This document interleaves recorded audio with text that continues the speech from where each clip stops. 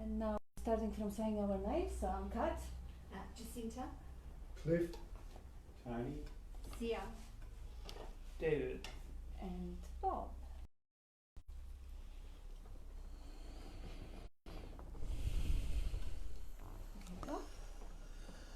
Hi everyone.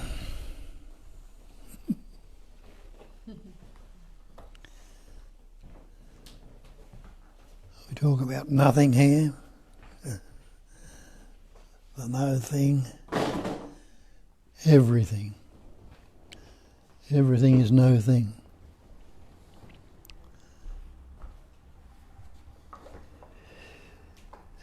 So, you, I, and everything else must be that. That is all there is. What they call the absolute. What can you add to the absolute? Nothing. What can you take away from it? Nothing.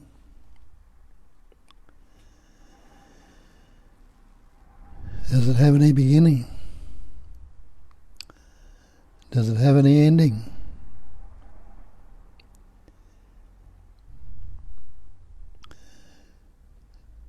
It is all there is.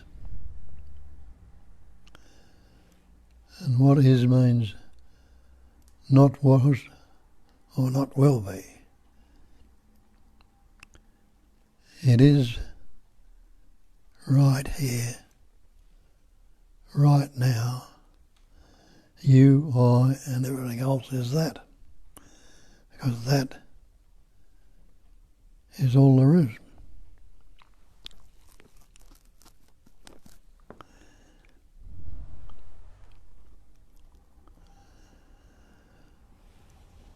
All seemingly appears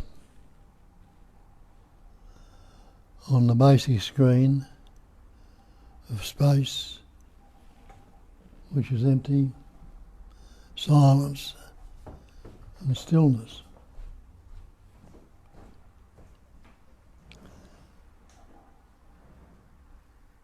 Space is no thing. Has no centre to it, has no shape, has no form, has no beginning, no end. But can you postulate or think of anything that could be out of space? What would it be in? It'd have to be in space. And if you have a look at it, investigate and have a look and say that all things, space is no thing, yet all things appear in space. So the seeming things are no thing. And you know that innately. Because you're a thing, I'm a thing, the tree's a thing, the flower's a thing. All this manifestation are things which we put labels on our words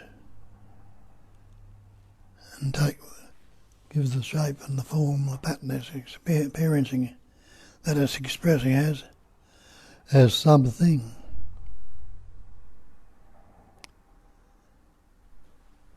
As we just pointed out, something is no thing.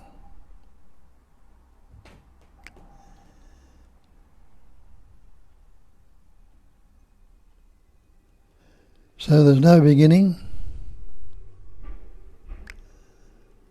no ending. Time is a concept also. Look into that. And ask yourself, is there a past if I don't think about it?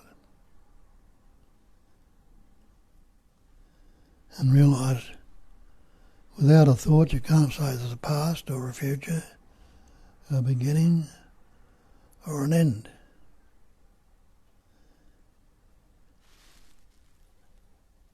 everything, so-called thing, is just as it is. Appearance. That's why they call it a phenomenal manifestation. And the dictionary definition of phenomena is that which appears to be. So it's all appearing,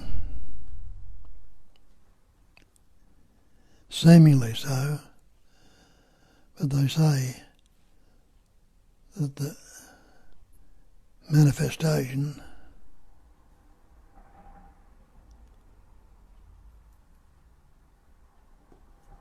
is a phenomenal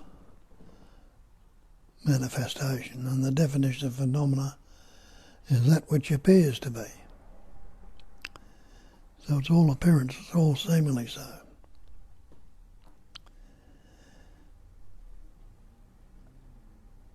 But these human patterns, we call human patterns, we take to be real, purely and simply because we never question, never look into it.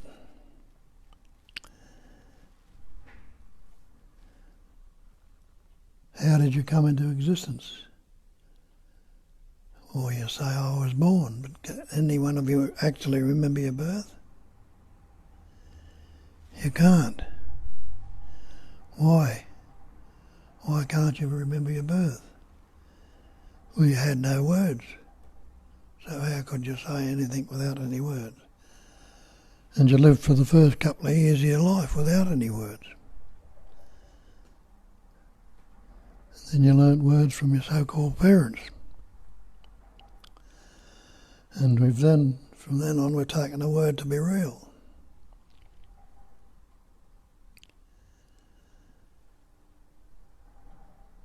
But is the word real? Just have a look. Take the word water. Can you drink it? Can you swim in it? Can you wash in it? Does the word fire burn your mouth? Can you cook with it? Can you heat yourself? What's this word I or me, if you look at it? Just another concept. And that's all that words are, concepts, ideas, images, thoughts. All words. And as we pointed out a minute ago, the word's not the thing, it's not the real. You can't drink the word water, you can't cook with it. You won't drown in it.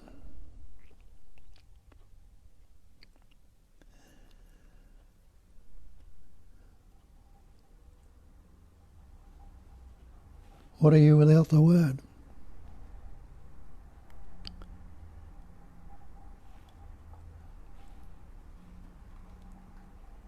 Well, you can't say anything at all, can you? And that's what you know for the first couple of years of your life. Before you learnt any words, you were living without the word. So that doesn't it tell you that you are prior to the word? You are before the word?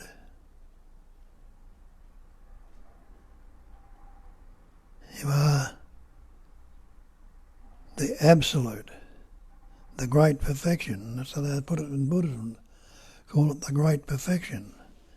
What can you add to the perfect? Nothing. What can you take away from it? Nothing. It wouldn't be perfect. So they give it to you in one sentence there. The great perfection is non-conceptual awareness. And there's that word awareness. Anyone who is unaware right now, and you realise, no, I'm not unaware. Anyone who is unconscious, no. That's what they call it in the Hindu scriptures. Satchitananda, Namarupa. That's the non-dual. One without a second. Non-dual. Not two. One without the other. And have a look at that. And all this manifestation is appearing dualistically. And it couldn't be any other. Because there's nothing inseparable. Nothing's inseparable. No division in it whatsoever. It's all the one essence that's vibrating into seeming patterns, shapes and forms, which patterns, shapes and forms expresses everything. And you are that.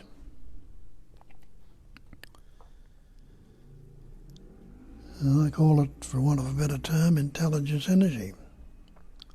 Don't use the term God or higher power, because we get confused with that term, God. Because you look in all the great traditions, they've all got different interpretations of what they believe God is. And so my God can be superior to your God, or better than your God, or this, that and the other. But it tells you in the Bible, in the beginning it was the Word. The Word was with God, the Word was God. That's all that God is. Another label we put on the things. They call this a thing which we believe is a greater thing, or higher thing, is God. All things were made by Him, by the Word. And isn't that true? Have a look at this manifestation around you. Is there anything out there that they haven't put the label on or the word on? And there was nothing made that was made without the word. So we've taken on the word and believed in the word, which I just pointed out the word's not the thing at all. Just a vibrating pattern of energy. Word is sound. What's sound? Vibration. What's a vibration? A movement of energy. So it vibrates and appears. And it appears dualistically in its opposite. So there's nothing either good or bad, as Shakespeare pointed out 400 or 500 years ago, but thinking makes it so. It's learning the word and putting the word on it. We discriminate it, divide the indivisible, the inseparable, the no-thingness into something.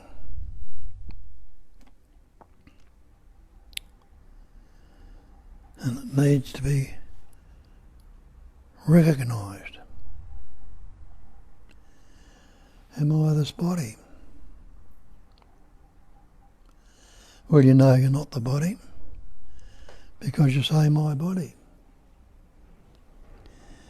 Don't you say my house, my car, my coat? You know you're not the coat, the car or the house. So maybe you're not the body either. Same with my mind. Are you the mind? Are you the body and the mind?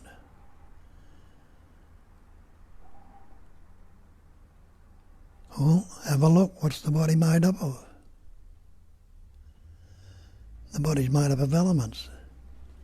Air, earth, fire, water, space. If you think you're separate from the elements,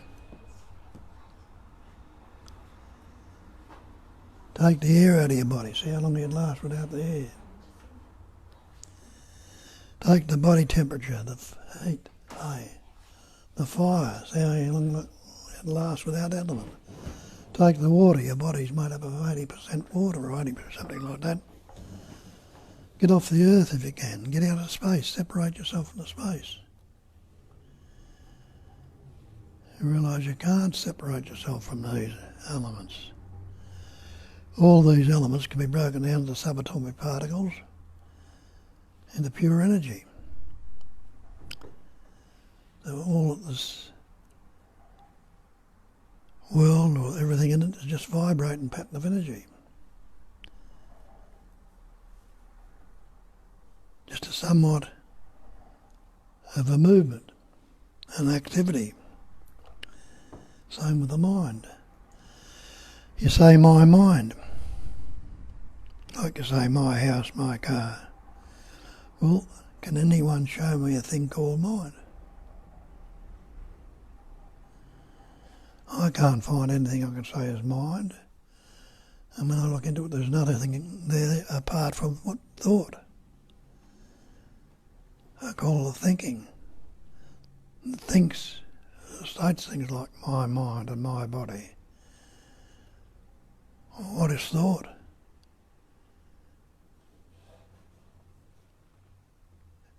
Well, isn't thought sound, word, idea, image?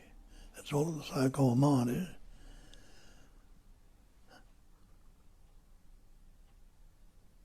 It's all vibration, a movement of energy. So that's all that's seemingly going on. Patterns, shapes and forms appearing, playing around and disappearing. But still only no thing, no substitute to it or no independent nature.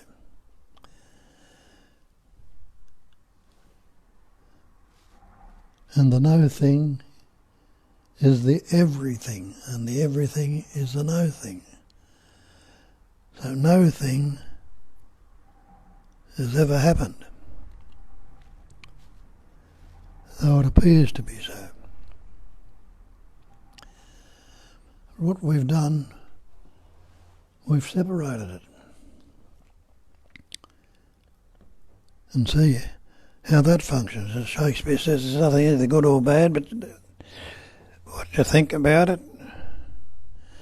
And it's thinking that's divided it. We think it's something, it's good, it's bad, that's the way the mind functions, pleasant, painful, happy, sad, always in the interrelated opposites.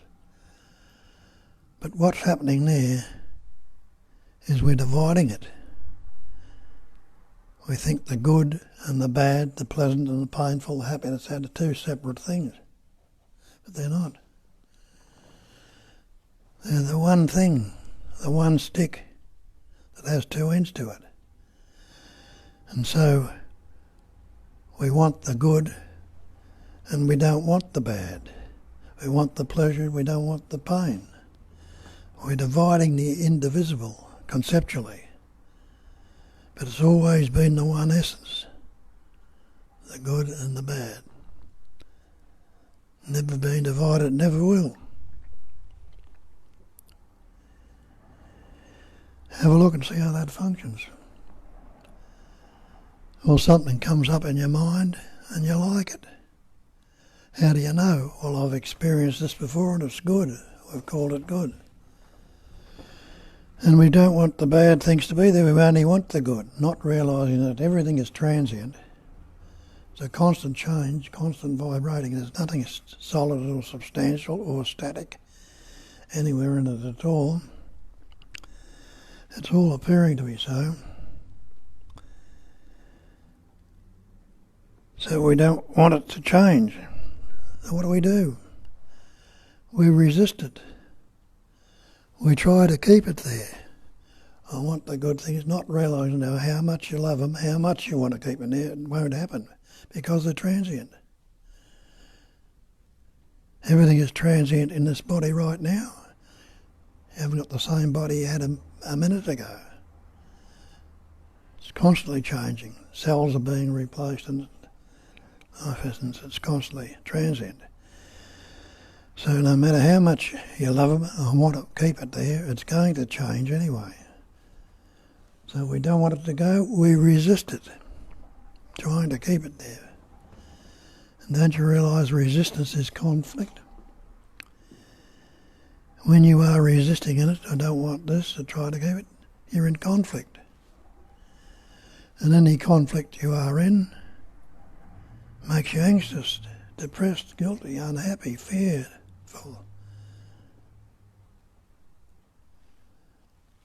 That's uneasiness. Another word for unease is dis-ease. You're not at ease anymore. So there's resistance, conflict and dis-ease going on in your mind. Something comes up and you don't like. Oh, I shouldn't be thinking that thought. I don't want, that's not the right thought to have. So what do? We try to push it away. And trying to push it away, we're resisting it again. more conflict, more uneasiness or disease. That's what's going on in our life all the time. The constant conflict that's going on makes us fearful, anxious, depressed, unhappy, guilty.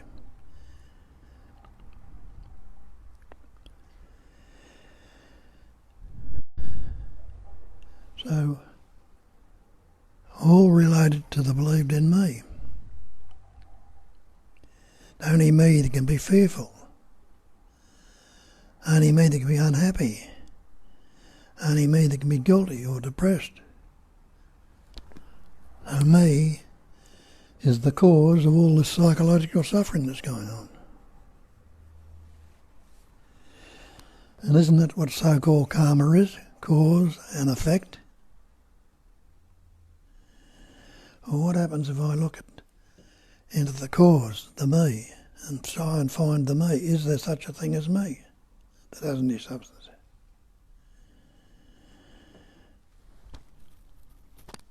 Because if I ask myself the question of me as the cause, can there be an effect without a cause?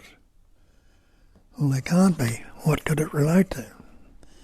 The cause and effect of relationship, relativity, dualism, and there is absolutely no duality in non-duality. So that's why I need to investigate this cause me and see what the me is. Am I this body? Am I this mind? No, I'm not the body, my mind. When I investigate and see that there's no such thing as a body, or a mind, or a person, all appearances, all seemingly so. But am I unaware right now? They call it Sat, Chit, Ananda, Nama, Rupa. They're the 5 factors of Advaita. Sat is existence. Chit is consciousness.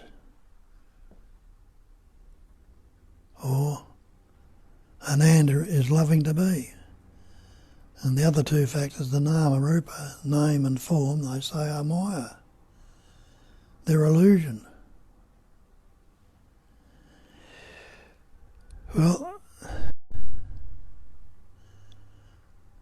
anyone who is not existing right now, and you realise, no, I'm existing, I'm here, so you are existing.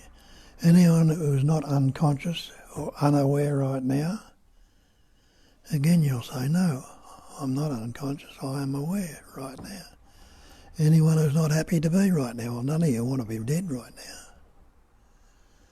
So you are already that. But what's gone on, we've believed we are this body, mind entity, and haven't questioned it. So when we say I or me, we're not referring to the absolute, which we should be, because that's all there is. We're referring to this pattern body mind, this self-centre, this ego, this separate entity. And that's the cause of all our problems, relating to a fiction, instead of being recognising that whether you like it or not, whether you know it or not, you are the absolute. What can you add to the absolute? Not the least little thing. It wouldn't be absolute if you could. What could you take away from it? Nothing. Couldn't be absolute. So the good and the bad, they're not separate at all. They're 2 ends of the one stick, appearing as different. Everything is that one. And you are that one. You've never been anything other. And we call one, it's not even one, because one, as soon as we imply there's one, there must be other. And we're back into dualism. Dualism again, as soon as we're relating to the one. So start with the fact you are already that, absolute. Stay with that. Don't move away from it. And realise and recognise that is all there is. There is nothing other than that, and innately you know it. That's the great mantra. And don't you know that already? Because you say, that's the chair you're sitting on. That's the space we're in. That's the room we're in. Look outside and that's a tree. That's a flower. That's the stars. That's the thing. Everything is already that. And there is nothing separate and apart from that. But we discriminate it again with the word. And as it says in the Bible, in the beginning was the Word was with God, the Word was God. That's all that God is the Word. We've learnt words. And realise, for the first couple of years of your life, you had no words. You were living without the Word. That's why you can't remember your birth. Why can't you remember your birth? Because you had no words. How could you remember it? For the first 2 years of your life you had no words, but you lived all right without the word. So what must you be? Are you the word, the conceptual image, or are you the life itself? And Christ told you, I am the way, I am the truth, I am the life. People thought he was talking about himself. He was talking about, wasn't he? He was talking about that sense of presence, which is expressing through each and every one of you right now, is the lie. That's the life. That's the truth. And can any one of you say right now that I am not? You can say it, sure. You must realise there's something that's enabling you to say it. There is something there that's enabling it to be said. That is the life itself.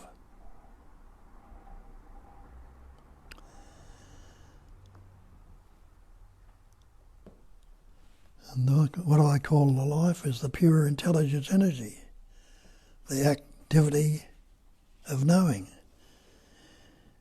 Intelligence is an activity, and each and every one of you right now are knowing. And knowing, but knowing is that I am is there. That's intelligence.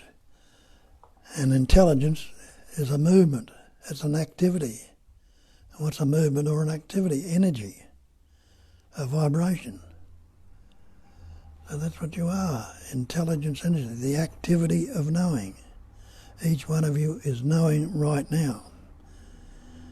And that's how they express it again, being, knowing and loving to be. That's another way of putting it. Well, negate your beingness if you can.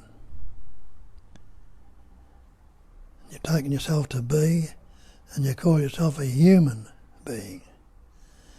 And if you believe in this thing called God, you call God the Supreme Being.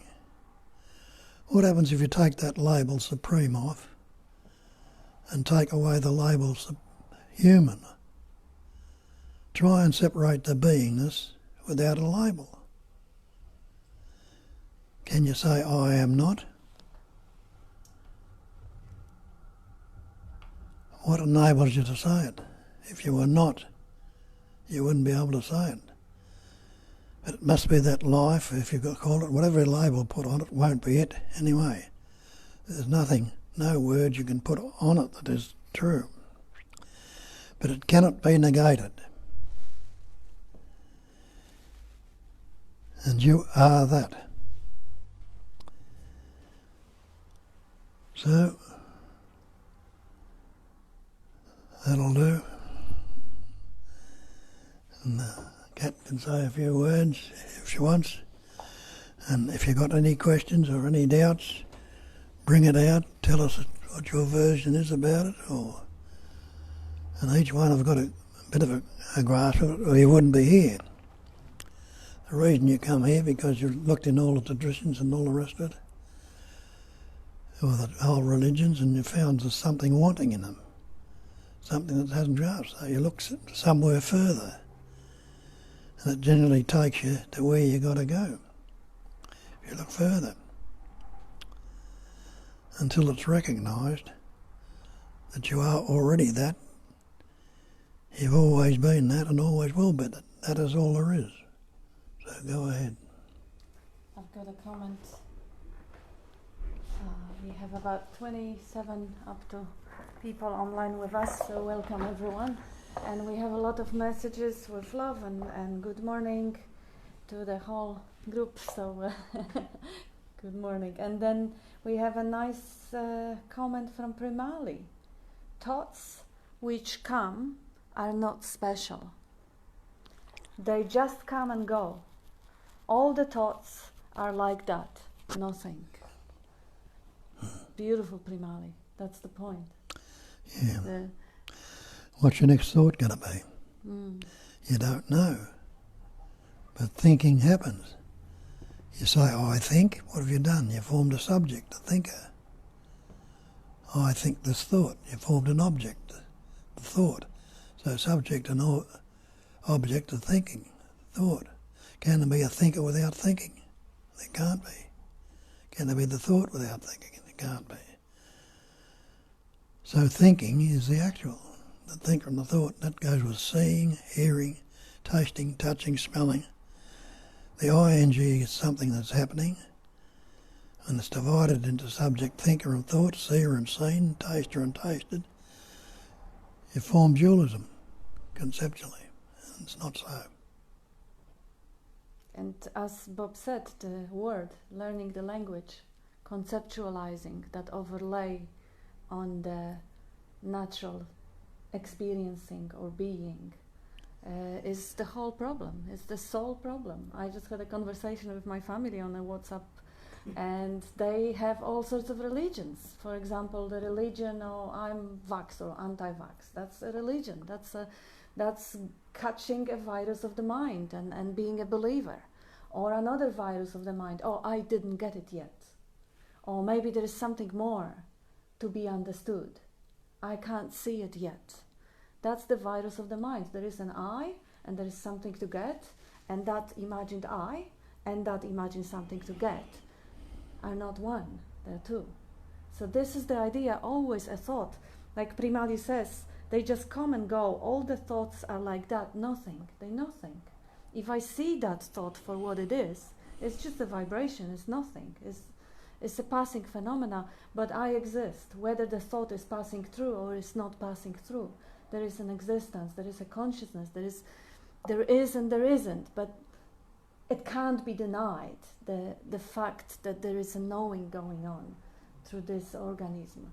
It's not a form, it's not a thing, but it's undeniable experiencing. It is happening. And now the thought comes and says, but that's not it. There is something else to be had, or to understood, or to get. And the attention goes to that thought.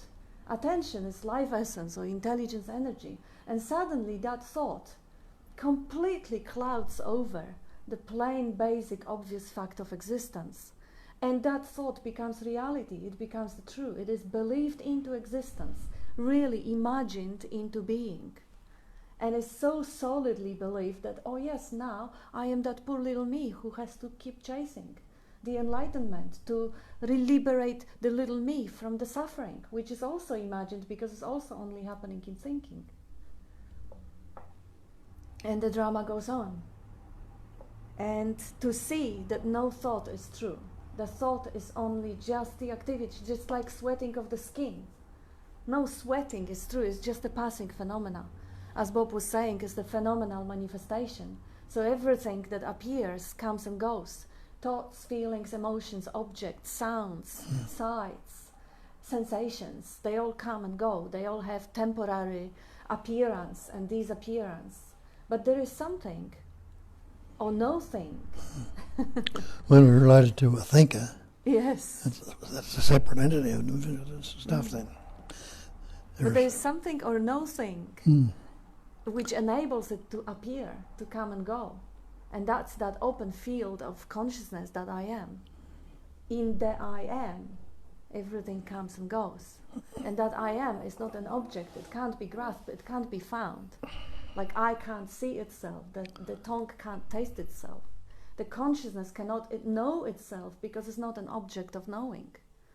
And to even know itself, it would have to become a subject knowing the object. So what is known, it wouldn't be it. It can't be known, and at the same time it can't be discarded, it can't be denied. because of it, everything is. And it's not even an it. But what obscures it? What takes us away from that obviousness, lightness of plain awareness of existence and joyous awareness of existence? Because if there is no idea that anything is wrong, should be different, or could be different, there is nothing wrong. But then the thought comes. The attention goes to the thought.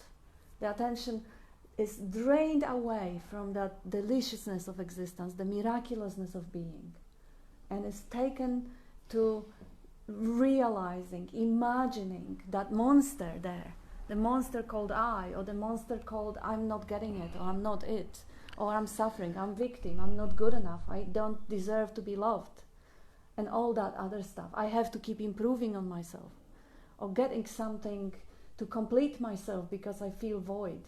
That thought, I, and the idea of incompleteness, they wanted the same.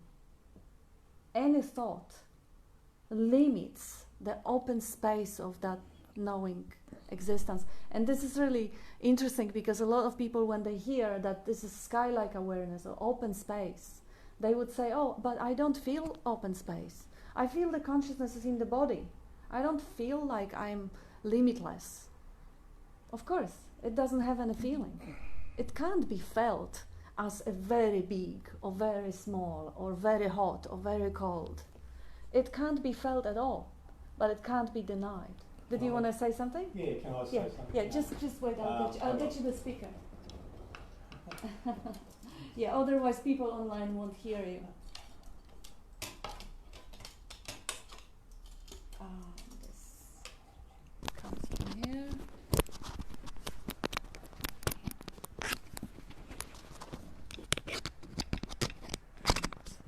Sorry for that. Yes, please, thank you. It may need a little bit more of the cable. Oh, thank you. It's caught up. Okay, is it? Oh, sorry. No, it's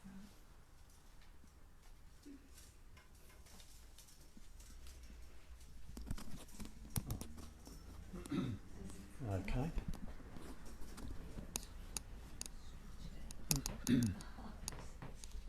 Yeah, Oh, right. unfortunately, Dean has to. He had to self-isolate, and he can't do. Yeah, well, that's all right. We ready to go? Yes, sorry for that. Oh, might have forgotten. No, it's interesting on the awareness and consciousness, and I'm coming from a perspective of, let's say, we'll call it dependent origination, which is just a concept also, because everything is. But the, you know, as we were asked, you know, is anyone not aware and is anyone not conscious and so on? Well, certainly, you know, conventionally, we experience that we're aware, or we experience that we're conscious.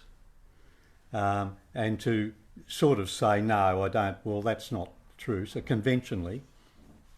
But that awareness, instead of now starting to think that's a reality, that's some ultimate truth or consciousness, see, that awareness, any awareness, it depends on a person, and the person depends on some aggregates.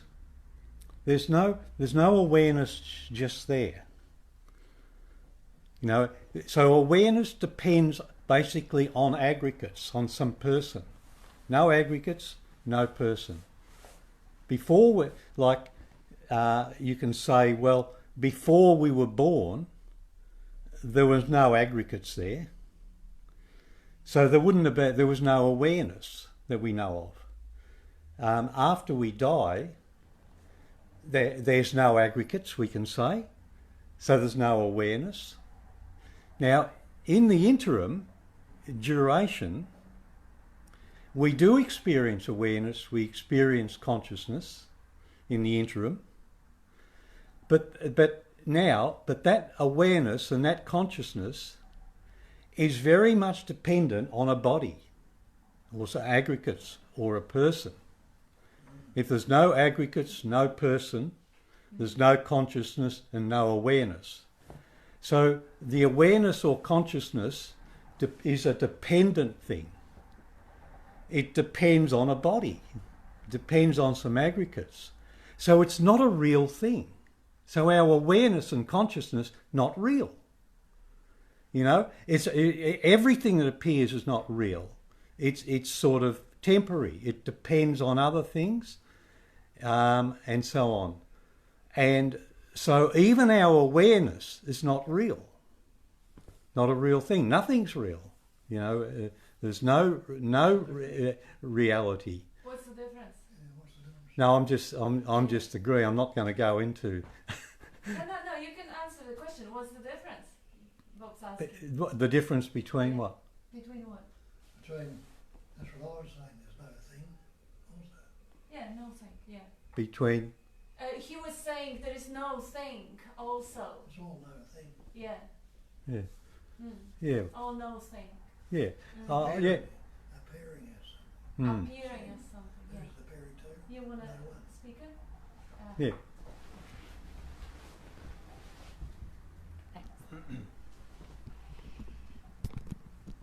You darling. No need to, but I was just. No, we're going to let him finish. No, go on. No, go on. But just making the point that even awareness and consciousness Yeah, got the is not speaker, an get the ultimate speaker. reality, you know, is not something we can say there really is an awareness, you know, that there really is a thing, you know, that there is something called awareness or consciousness.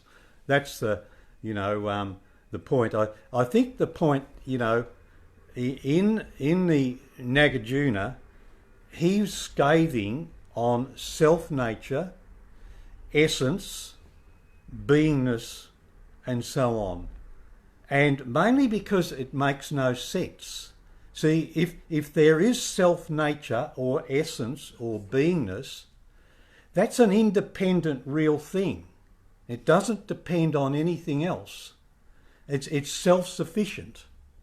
But there is no self-sufficient thing in the world. You know, there's nothing that can just stand on its own without depending on anything else. And that includes an absolute or the ultimate or God or anything at all. So, you know, everything depends on something else.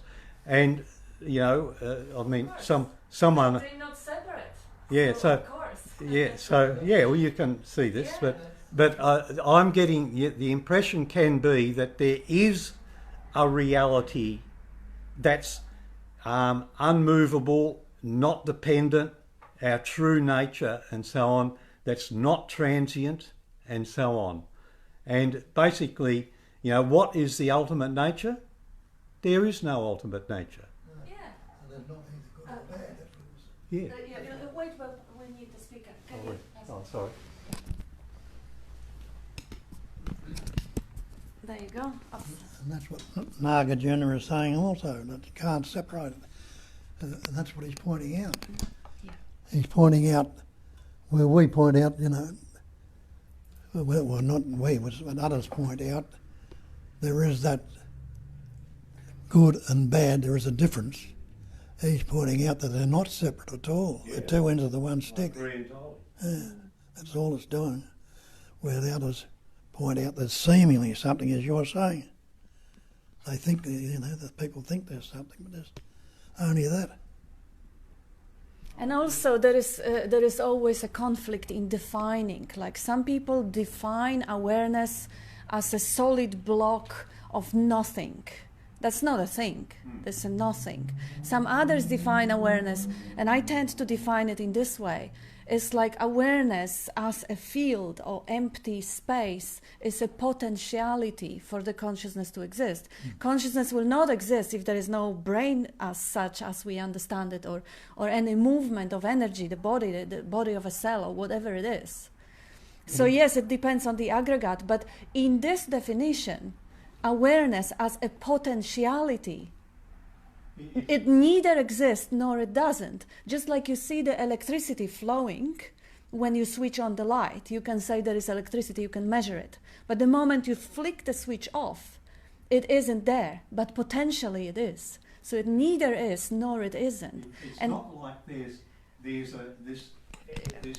awareness and just, things are happening in it. No. You know, it's not a thing. You know, like you didn't hear what I just say. Everything happens in the potentiality, which is not a thing. No, see, overall, there's nothing happening. You know, which Bob knows, and what Bob's saying, he's saying a lot. You know, very much I agree with a lot. Of, you know, and I'm just getting down to the finer technical areas, like even of that. You know, you are that. It's indicating that I am something. There is some essence. Yes. There could be. Well, that's what, you know, it could, but I know Bob you know, when it... Yeah, that's how you hear it. But it comes over, you know, so I wouldn't I just avoid that I am that sort of thing, because that's an indicating a something in a sense, and there's really nothing you could say. Something is the main thing. Yeah, there's nothing you could say. You're totally right. The words are always dualistic. Can you conceptualise it though? It's non-conceptual, whatever, so it can't be described. Can you get the speaker, please? I was just saying it's you're on the ball. it's non-conceptual, so it can't be described. I mean, we can try and describe it and classify it, but it's beyond thought. Yeah, and yet, even though it's beyond words, words are our very way of coming to this. Even though, but if we think that words, we think that, you know, that there is some entity that refers to a word. We think, say, the word God refers to some entity, some, you know, whatever it is. So we know that the words are always going to be misleading. But, you know, without words, we are not going to get anywhere at all. That's our medium. And but if we put our confidence in the words, well, we're going to get bamboozled. That's what I pointed out. Wait, can we get this? Oh, thank you very much. Point out that the word's not the thing. Like for the first, you weren't born with any words. For the first 2 years of your life, you lived without words. So that means, what does that mean? It means you are prior to the word, you're prior to thought. The life was in that pattern, shape and form before it had any words. So you were prior to the word anyway. So we're prior to mind, prior to anything. It's all no thing that experience everything, as I say. Well, can I say, see, a prior is not our experience. You know, something prior. How would we know that? We can only know that from where we are. From the word. Well, and so we're not prior. You know, there's no such thing again. There can't be a prior. And someone asked, you know, a question. You know, I think it was, you know, the Nagarjuna or whoever it was. You know, asked him about a beginning, and he said, I don't. Nothing is known about it. You know, as against a prior, nothing is known about it. So I don't, you know, put myself as a prior. All you know. Put yourself as a prior. Wait. You don't have to put yourself into it at all. There's no self as such. But prior to you had no words for the first couple of years of your life. What can you remember about that? Yet there's a knowing that you were there. And also, I wonder if that's really productive to just tear the words, because you're totally right, Tony. No word, and Cliff nicely highlighted it. It is about the non-conceptual, knowing without any words, without any discarding space, that word God, word awareness.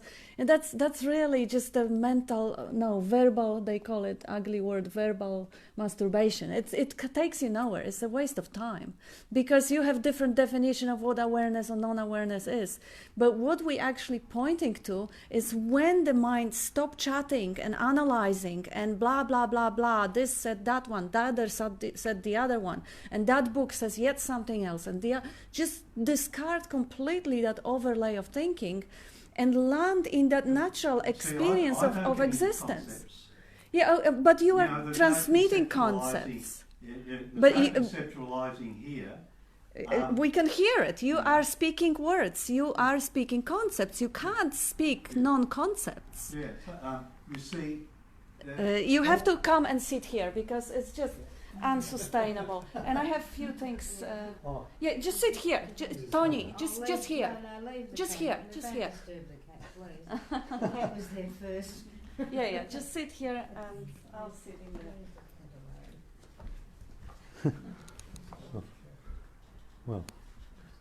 I was just. I'm just saying I have no viewpoint, and if everyone can say that, and now I know it does seem, and I appreciate your laugh, but it's very interesting, in the manner that I'm just using. Nagarjuna was supposedly the second Buddha, and all he does is deconstruct and others' viewpoints.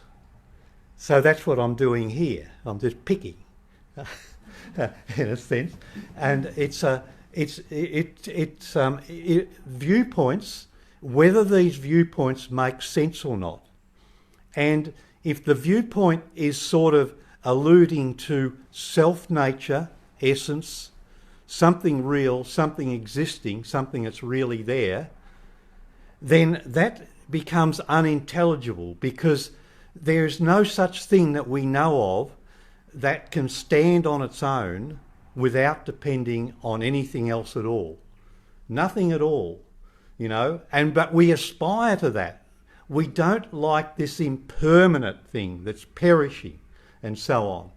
And we want something more permanent, something, that'll last. Yet, that we, Tony? Don't worry about that. That's the most important thing. Who is the we? Well, I'm not talking for myself, of course. Yes, but we don't like this. We like this. Yeah, We are this is all talking to just indicate so we can understand, and we speak the language where people are at. I'm speaking as though there's a me here and there's people here and so on. Is that the reality? No. But where would we go? That's the conventional truth. That's the conventional. We wouldn't get anywhere without convention, and conventional turns out to be the ultimate anyway. Not that there is such a real ultimate. Instead of looking at words, perhaps looking at who is looking would be more productive. No. See, there's just the question, becomes. Does our theories and that, do they hold up to scrutiny? And the only theory that I'm scrutinising, which is the one that everyone's caught up in, is self-nature, existence, inherent existence, and so on, and that can be an inherently existing ultimate, or God, or something like that. And I see an inherently existing tree doesn't stand up because it's impermanent. It's not a permanent thing. But an inherently existing suffering doesn't stand up because it's also impermanent and it can change and disappear. But an inherently existing ultimate or a God, likewise, that doesn't stand up. Just like a tree depends for its existence on other factors like water, like, it needs leaves and branches, it's dependent. The tree is dependent, so it's not an independent thing. It's not something substantial with its own nature. Nothing is. We are not an independent entity, you know, that can exist on our own. We depend on bodies, on an aggregate, so we need food and so on.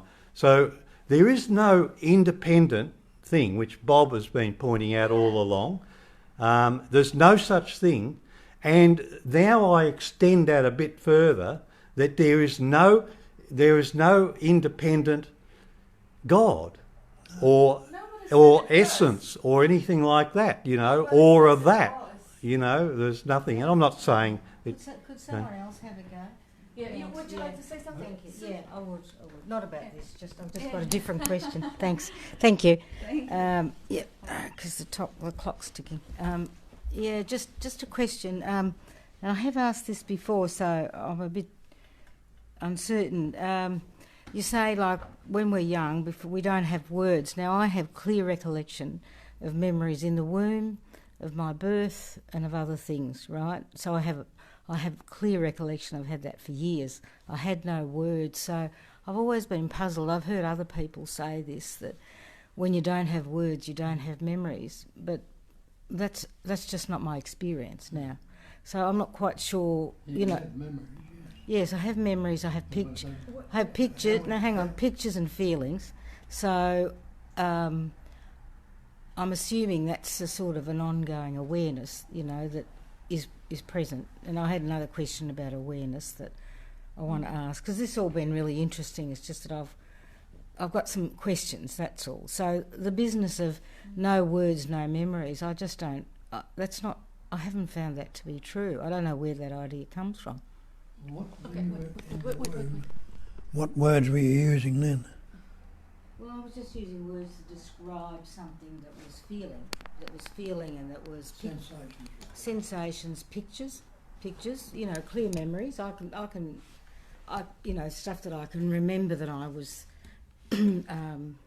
feeling, but I had no words at the time. So I don't quite know why people say words and memories are attached, because that's not my experience. But is that a theory? Because I've heard people with... Your experience is your experience. It's my experience. Yeah, so you believe the time is real and there was a past in which you didn't have brain, your brain wasn't developed, and yet there was a recording made in the brain that didn't exist yet. Yeah, so the easy explanation is, if you understand there is no past, and the memory and the past and the whole projections of the childhood and everything is happening right now. Right now you can project and you can inspire and you can imagine and you can, because that's what this is. It's incredible improviser. So you can absolutely, you can improvise 10 of the past lives right now. Okay. It doesn't mean that they happened, because they're only happening now, because that's the only time that we know of. Well, could it mean that they didn't happen or they could have happened? You know, could it be either way? How would we know either way whether they did or didn't happen? If you are a believer, if you believe and your religion is time, that time is real, then absolutely you can also believe that it was real. But if you know for the fact that you have never experienced a time other than this moment, then the idea of reality of the past just drops away.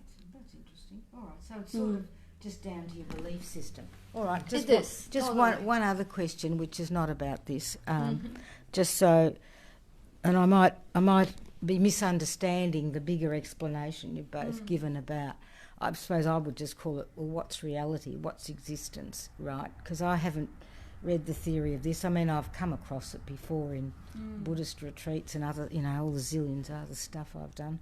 Up, as I say, up every gum tree. But that if sort of where I've got to is just that most of what happens is just a creation of the mind, you know, most of what we call experience, or I'll just talk about myself. I can't speak for others.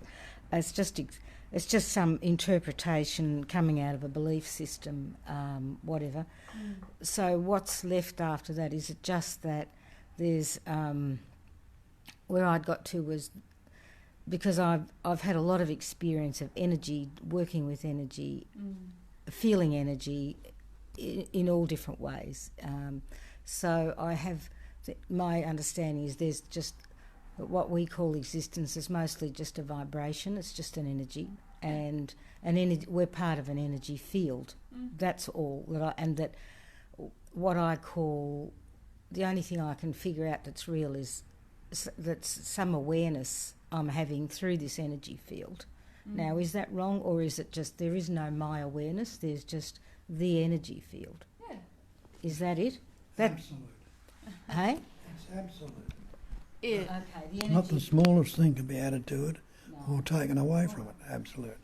and when we say absolute, I already answered Tony. That's It doesn't mean there is something. There is something that you can grab, describe, put the circumference around.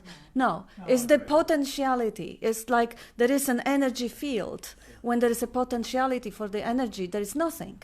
And when there is a movement, there is an experiencing, there is Maya, there is a dance of Shakti, there is all the what you call conventional. And I do appreciate the deconstructing, but the deconstructing can get too theoretical when you stop looking at the moon and keep focusing on the dirt behind the finger, on the finger that is pointing. This is not really this is just not helpful. I mean, the whole idea of deconstructing any beliefs, any thoughts, any concepts should start from the concept of I or me. And then you see how the world follows, as you were pointing out, the thinker, the thought, the seer, the seen, the body, the world, all of that existing together. Deconstruction is really helpful. Very helpful. It is. It eliminates concepts. That's the whole idea of it. The point is, to Including at deconstruct, present moment. you may actually hold on to a concept and just overlook where the concept is trying to point. Because the concept is trying to point beyond the concepts. The thought is trying to point beyond the thinking to that open field of non-conceptual existence, which you can't deny. Now, as much as you want to say, I don't exist, I'm unconscious, you still have to be there to even say it. So this is what we point to, and this is experiential. Experiential, we can call it reality, but this is not a thing called reality. It is the positively assured experiencing going on right now. There is an experiencing. It doesn't have taste, flavor, it doesn't have location, size, shape, but the existence, I am. You can tell me that I am not. It doesn't matter whether it is real or not. It is being, it doesn't need to.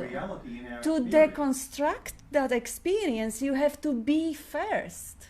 So you are, and then you can blah, blah, blah, deconstruct your being as unreal as real. Who cares? You are first. That you can't go beyond the fact that to deconstruct anything, you first have to be. And now instead of wasting time on deconstruction, you can land straight into that undeniability of being. And find yourself home. You want to keep talking and thinking, best of luck, keep talking and thinking, because deconstruction is an activity of the mind. Can you understand that when you pause the concepts, I think this is unfair. I think it's gone on too long. You should open the floor to other people. yeah, I'm okay, sorry. yeah, It's not fair. This is a group. talking and It's not thinking. dominated by one person. I think Let- it's inappropriate. Okay, let me read. Thank you, Sue. And I'll read. I don't know if everyone heard that. She says it's unfair that nobody else has the voice. So hold it for a moment. And I'll just read for comments from online. Unless anyone on the floor would like to. Can I say something? Oh, yes. Oh, yeah, please. Please. Yeah.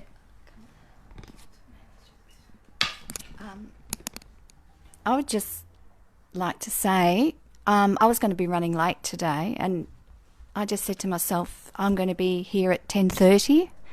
And normally when you're running late, the mind says, don't be late, don't be late, don't be late. But I just let the whole thing go. I got every green traffic light. I didn't speed. And there was nothing in the mind. I was just driving, just in my complete natural being, and I was here by 10:30. And that's the simplicity of being. Thank you. Is that okay?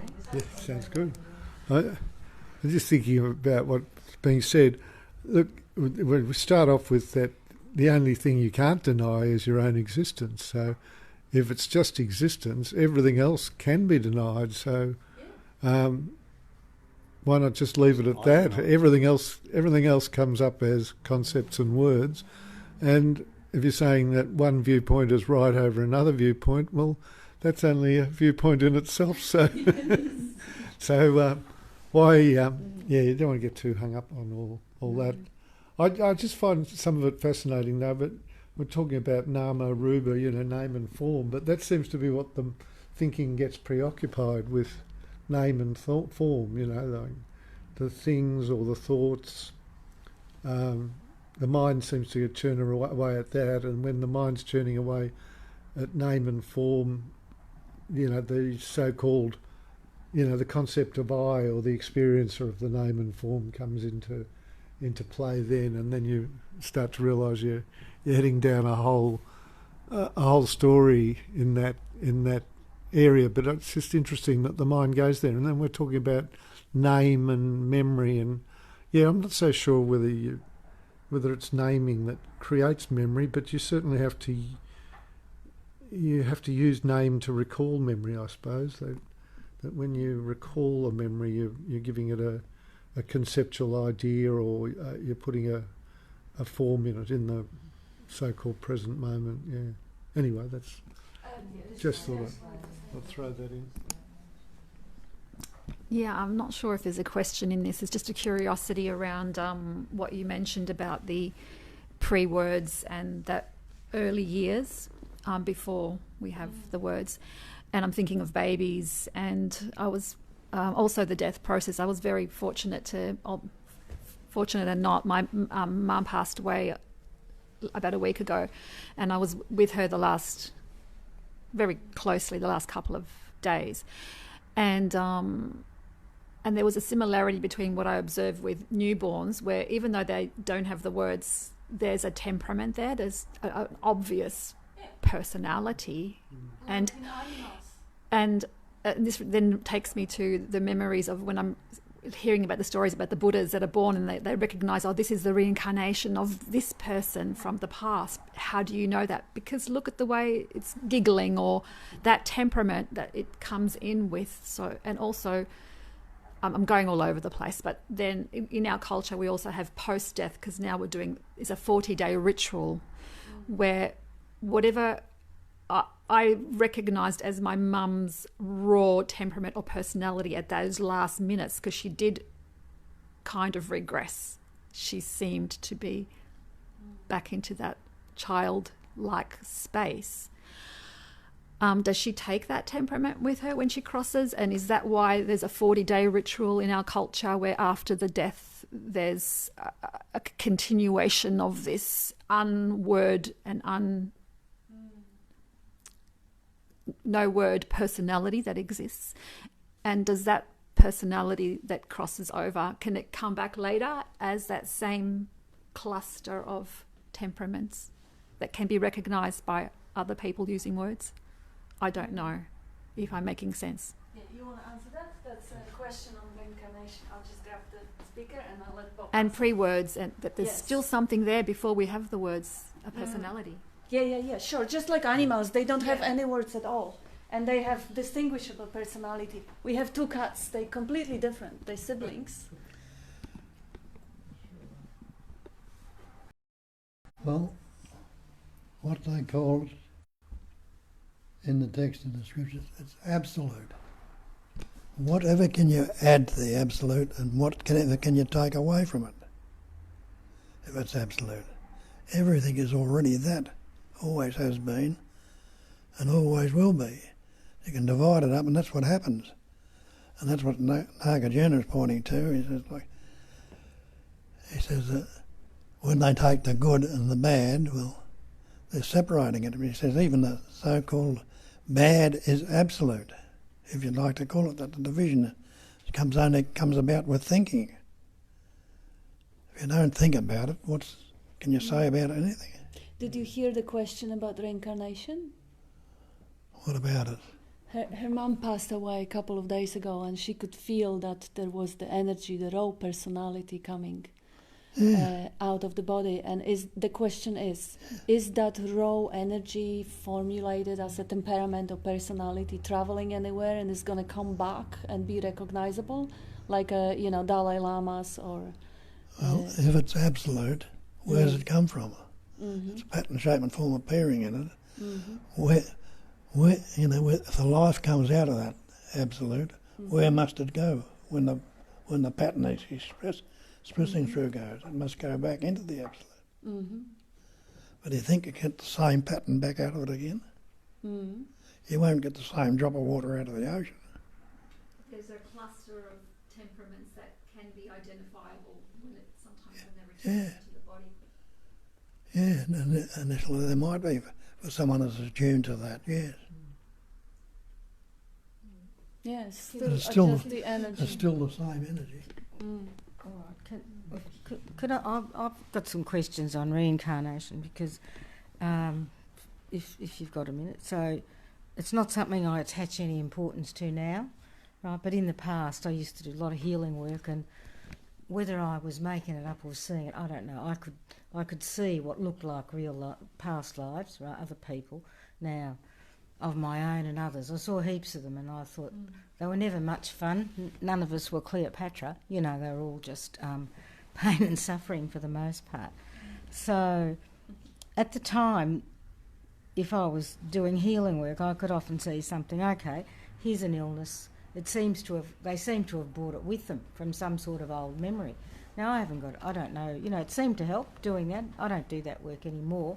But I saw a hell of a lot of it, past life stuff. So, is it for real, or is it just a collection of memories, or is it some sort of projection? They seem to help, and I've seen tons of it. To me, it's not a novelty, and I don't even want to see it.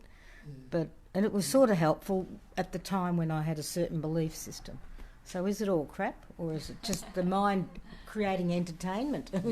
Is the mind? If it's absolute, there's nothing been ever separated. Right. So am Nothing- I just seeing nothing be added to it. activity? Yeah, Okay. it's all It's just activity.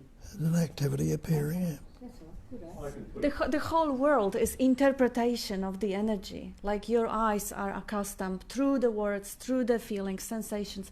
Everything is interpreted to the point that you project the world as you see it. And that's why we call it Maya. So if that world is Maya, even more the world of the dream or the world of the past lives or the memories is part of Maya. It's not something that is... It's all part of the passing parade of your belief system. passing parade of the belief And system. what you're Yeah, drawing in today at this minute. Okay. I would like to also Can I just... do one quick comment? Yeah, on just that? a quick one, Just because I have yeah, quite a few yeah. comments online and I'd like to include... If no one died in the first place, no one was born in the first place, no one can die, who is it that can reincarnate? Yeah, Still the activity. yeah. Yeah, what she was saying is the cluster of energetic patterns, vibrations, patterns of whatever the behavior. Yeah, there's some sort of a... Aggregates are big aggregates, but there's no self that's born or dies or reincarnates. No, there's no self. There's no No. entity. That's right. Okay, I'll just get now into the few comments that we got from people who are with us. We had about 30 people now, and there is... we have Amarnath. Thinker itself is a thought. That is the separate center do not existing, on which whole building of thoughts created nothing is coming and going. There is no contact at all. So what Tony was just saying, if there is no personal self that is being born or is being incarnated, what would reincarnate? So Amarnath is saying the thinker itself is a thought. The idea of personal self itself is just an idea. So Tanya says, there is a resistance to how the lower body looks. So, as you say, there is this ease. Okay, you got it. I can't even let go of the ideas around this, as there is no thinker, there is no thought, that focusing on strength of what the lower body does naturally is the way to go even going beyond the thought and just being. I can see this story is about an image, body image. All appearances, bodies are beautiful, right? They are as they are. Nothing neither good or bad, but thinking makes it so. So thank you, Tanya. Yes, there may be a habitual sort of a concept brought up from whatever traumatic childhood or judgment that this doesn't look right or it should be different. Just see it for what it is. You just see the concept. And you know it's just a thought. And as Primali was saying, no thought is true. And now Primali says, thanks so much, Bob and Kat. And now Amarnath says, there is only one, all bodies are just an appearance or illusion in that they are neither beautiful nor ugly, beyond words and thought, language, thinking, ceases prior. Sorry, Amarnath doesn't use punctuation, so language and thinking ceases prior to thought or words. Yeah, that's right, Amarnath. Yeah, nothing's beautiful or ugly, all beyond concepts, beyond judgments. Hunter, whenever I try to form any question on this topic, they seem to fall apart as I formulate them. Is there any question really worth asking if you know being? Even this question seems to follow that path. Yeah, that's beautifully said. Yeah. What questions really worth asking? If you really know that that's another obscuration to that magnificence of being. Amarnath says, I or me is a phantom building phenomenal. And Amarnath also says, questioner itself is a question which is a phantom. Yep. Questioning happens, and the conceptualized questioner and question are on the two ends of it. Now Tanya says, beautiful, Amarnath, thank you. That really helps. Beyond word, thought, language, and thinking, there is peace that has been sought. I am that peace. And Amarnath says, beautiful, whatever we label, all labels is false awareness or self or God. And British Julia, is it any different to the nighttime dream? When you wake up, you realize it wasn't real. Something witnesses it. Yeah, good point. There is always that knowing, even in the night dream, in a daydream, in the imagination, in the engagement with the sensory projected world. There's always the knowing underlying it. It is the same, much the same, one could say, although every moment's fresh and new and different. Vivek says, Sat Chit Anand awareness equals equal existing equal just be. And Amarnath says, beautiful, even the waking state, also a dream. Waking from waking state is really nothing to witness. Everything is phenomenon happening in non-phenomenal self.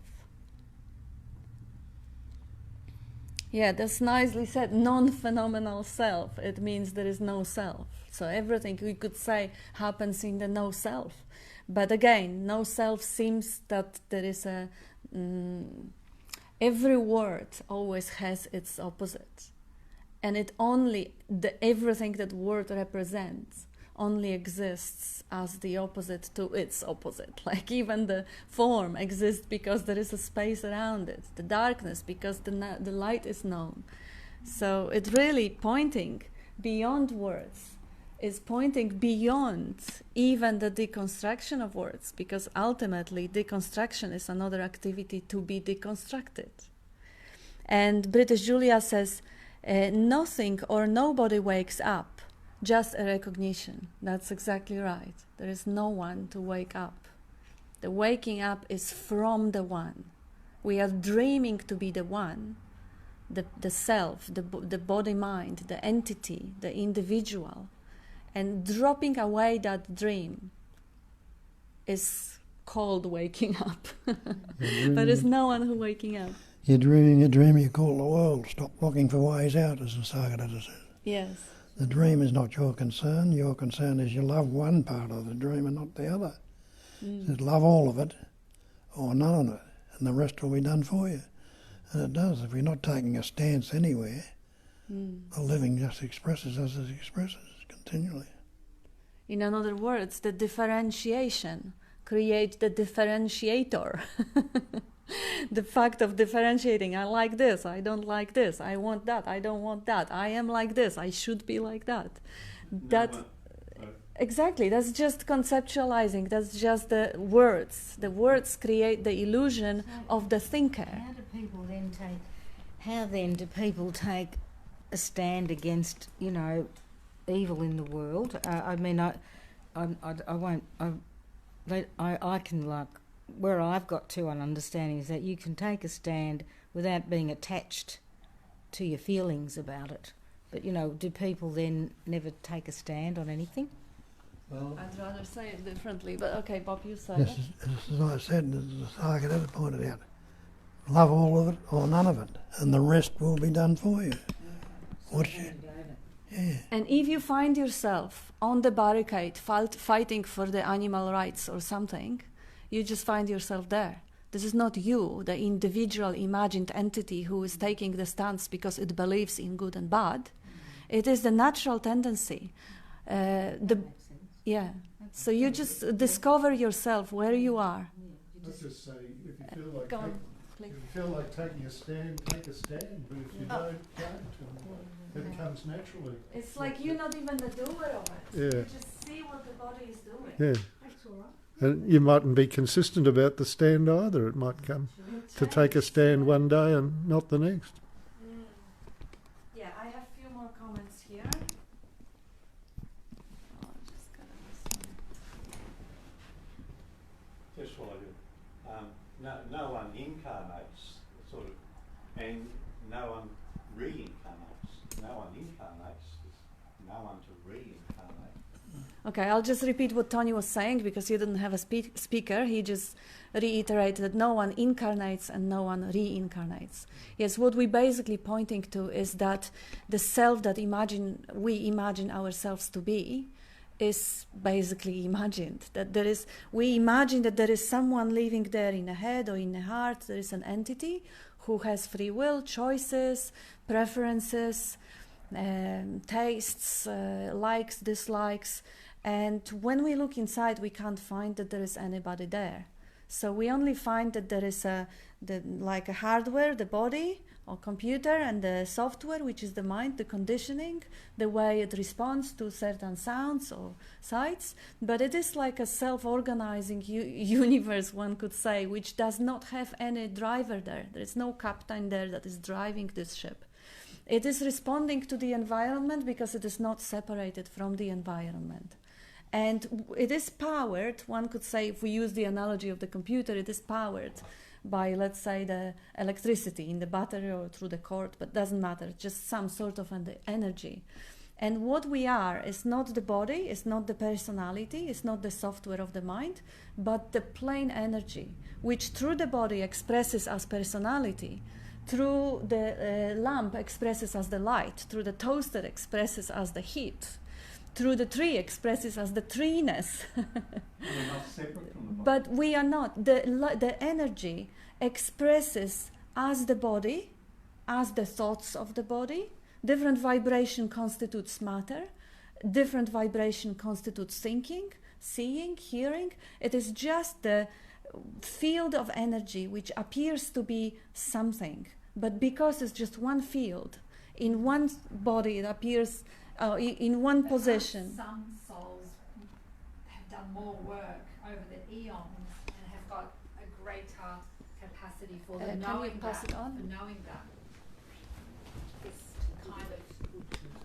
Yeah, can you? I'll try and repeat that. So I hear what you're saying about the machine and the energy that flows through, but what about like the soul? Can it have over the eons? But then that's assuming time, of course. Yes. In the aren't story, some it is in the right. story Yes. it appears to be that there's some souls that have that knowing of Yes, what we're talking Jesus, about, Buddha, Jesus, all the Buddha, stories, yes. and so that I can may define that as a cluster of this Yeah. particular advanced knowing souls. Yeah. It's- We just call it stories. It still seems to be there are stories Yes, yes. or souls that have got a greater capacity of knowing that. Yes. that, And they're real when you believe them, so you have to be a believer of the story to make Yeah. them real. Okay. And we are about investigating what's there minus the beliefs. We Okay. take away all the religions and beliefs and see what's real right here, right now, beyond the time, beyond the mind. So in the story, they all In our collective story, there appears to be what we Yes. call avatars or masters that have Absolutely. come. Yes. I don't.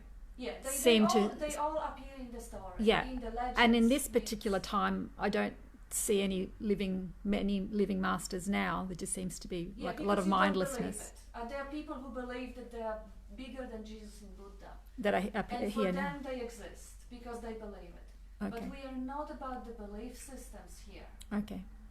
Before all beginnings and after all endings. It's just another story.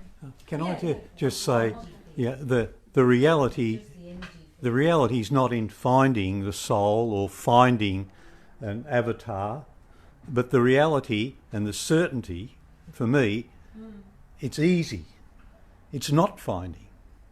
That's what I'm certain about, is not finding anything. If I think I've found something, I'm not going to have any certainty at all. Yeah. You know, it's very easy in actually not finding a Well, soul. that's like very Zen. It's like that's not it. That's not it. If you think you found something, that's not it. That's right. It's eliminating That's any exactly. story, whether it's an avatar or Jesus. That's it. It's like different groups of so-called people have different stories. Like I suppose we have a history that makes sense to us, looking back at the time and dates and kings and queens, going back into history, and all the stories that are involved with that, and religions. And so the indigenous people have dream time and see time in a different way and have a story, and that works for them, and they see meaning in that. And our sort of way of looking at history works for us, and we see meaning in that. And both of them seem to, all those belief systems seem to work in a way that presents evidence to the, to consciousness. But to say one's more valid than another is problematic, of course. Yeah. Beauty. Yeah, beauty. And we don't discard or diminish the stories. Honestly, I love the stories. And I love the story about prophets and all that. They're gorgeous stories.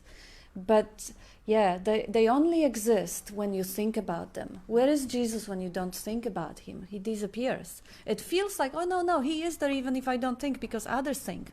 Well, how do you know? You are thinking others. So this is how unreal and how mind-based, how totally dependent on thinking those realities, those dream realities of Muslim religion or Jewish religion or this hero or that hero. And I happen to be from the country that when I was a teenager, the communism was just collapsing. I'm Polish. And I tell you what, the history I was learning at school is so vastly different than the history that was told 5 years later. So any story is really depending on the belief. And you want to... As I said before all beginnings, after all endings, I am. I am, yeah. If that sense of presence not there, who's going to witness? Who can say a word? And there is a couple of comments here, and I think one of the comments was just what you say. JB is saying labels aren't it, and neither is the sentence. No thing is even a word, but have to communicate it somehow. Yes, and then Amarnath says exactly, there is no waker, no dreamer, no deep sleeper or self-realizer. There is no one in the self, yet everyone from no one. And Amarnath also, all concepts are non-conceptual. Oh, interesting. Viewer itself and notion self cannot be viewed, yet all viewing spontaneously happening without separate center. Beautiful Tony, nothing is inherent in non-inherent. There is no substance or no one to have that. Nothing can be recorded or not recorded beyond recorder. Frequently we forget who am I. All discussions are futile as discussant is a notion. Simplicity of self is simple that it cannot be described at all. There is no one, no character in all story. Mind is nothing but story. Now, Michelle, it's an interesting conversation. In my opinion, I think that non-duality tends to have its basis in Hindu texts like Advaita Vedanta. Gosh, I lost it. Whereas the other gentleman is coming from Buddhist point of view, there are subtle differences and these are age-old arguments that might never be settled. I think the important thing to remember is that there are differences in the way reality is viewed and described between these two philosophies, and perhaps not try to convert the other, because in the end, who is right when we are only using concepts to describe reality? Beautiful point, Michelle.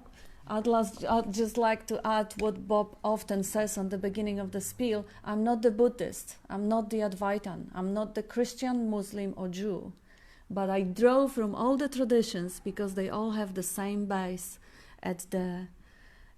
yes, so finding differences, totally. You can just have a good debate. But what a waste of time just dwelling in the concepts rather than pointing beyond them.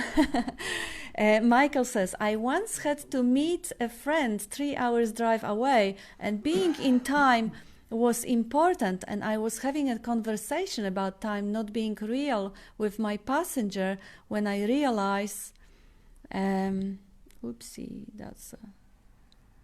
when I realized we had taken the wrong turn and had traveled 35 minutes in the wrong direction. I started to panic. Then I just let go, arrived and apologized for being late. They said, no issue, it was only 10 minutes late. Haha, forget about the daylight saving, the difference, the time difference. That's a beautiful example of what the concept, the time is. Thank you, Michael. And Amarnath, addition and deletion are notions. Addition and deletion can happen without person.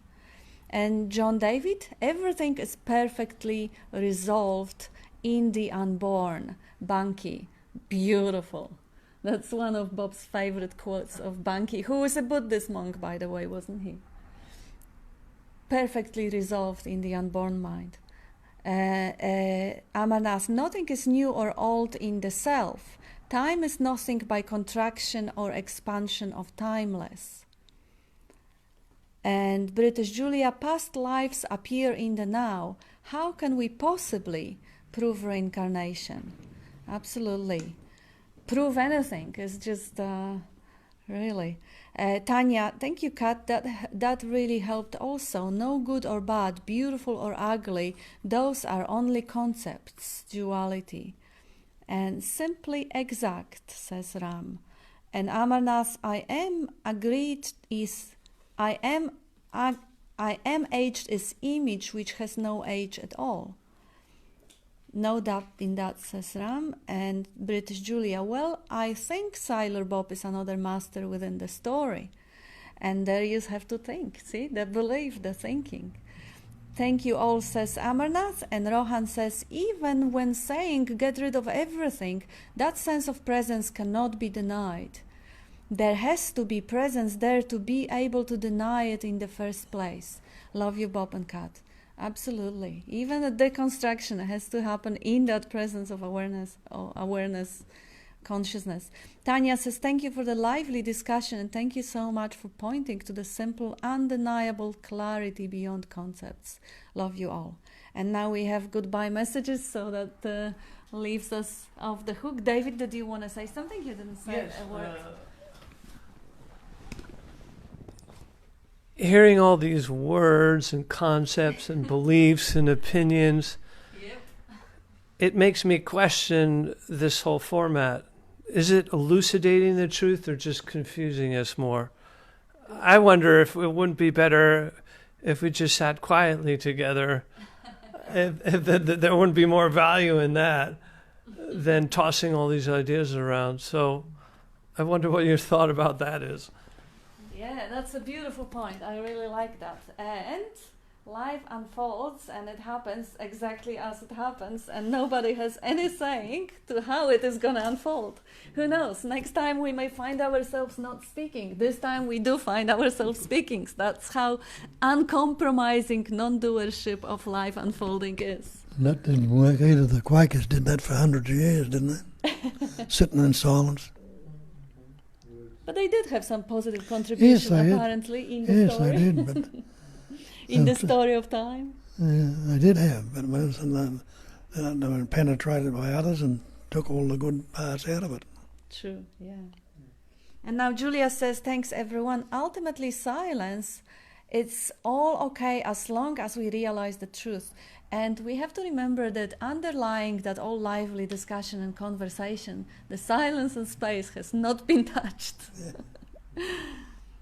But thank you, that's a good point. Yes, it might be confusing. And sometimes confused mind is the mind that is giving up, is ready to stop. It's like the computer when you give it too many actions to do it at once and it just stops. It stops processing and you get this waiting. And in that gap, when the mind is confused and gosh, and it just gets blank. Who knows? That's how life unfolds. And yeah, I do kind of have a slight preference for the energy to be more kind of gentle and loving and less confronting, but that's just the makeup of this body. And sometimes it is and sometimes it isn't. But thank you. And thank you, everyone. Thank you. Thank you. Thanks.